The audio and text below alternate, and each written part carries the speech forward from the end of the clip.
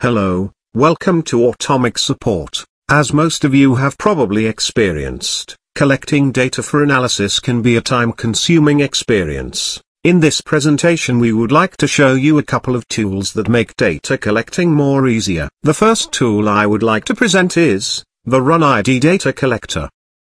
There is a job inside a schedule that did not run as expected, and you would like to open a support case for further investigation. Find the run ID of the job that you would like to investigate. Execute the Run ID Data Collector. Enter the Run ID into the prompt window and press the Done button. The Run ID Data Collector will export all reports that were written by the job. If an agent was part of the job, the agent log file, all log file of server processes that were active during the time of the execution, and an XML export of the job and the parent object, to a location of your choice. Add an error description and send this data to support. If the problem is of a more complicated nature, log files do not provide enough information to find a solution. You will be asked to reproduce the problem, and capture them in traces. This brings us to the second part of this presentation. The trace scheduler. It's not always easy to plan reproduction and trace activation, especially when the error that you would like to capture is most likely to happen overnight. Find out the exact time that the job you would like to trace will be executed. In this example there is a file transfer and we are not quite sure which component is causing the problem. We need to activate tracing on the server processes, sender and receiver agent, at the time of the next execution. Execute the Start Tracing WP script. A prompt window will open with several trace prompt objects to choose from. Activate the component you want to trace by clicking the Activate option.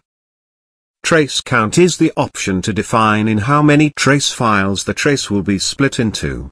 Trace minutes defines the length of the time that the trace should be activated.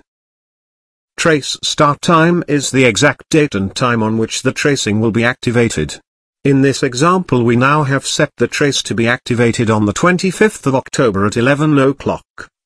The trace will be active for 10 minutes and the trace file will be split into two files. Now it's time to set the needed trace levels for every trace option. In this example we are setting a TCP/IP2 and a database for trace on the server processes. Press the Next button on the bottom of the prompt window to get to the next prompt object to define the tracing for the rest of the components.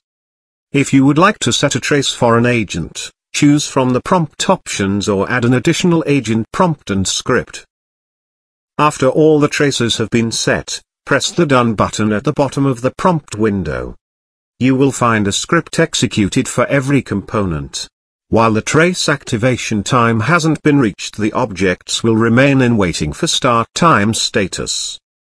After the duration time set for the trace has been reached, you will find the trace file in the temp folder of each component. You can find these tools in our knowledge base by entering Run ID Data Collector or Trace Scheduler into the search field. Thank you for watching this presentation. I hope we were able to provide you with some helpful information. We are Automic support. We connect people with the passion to automate.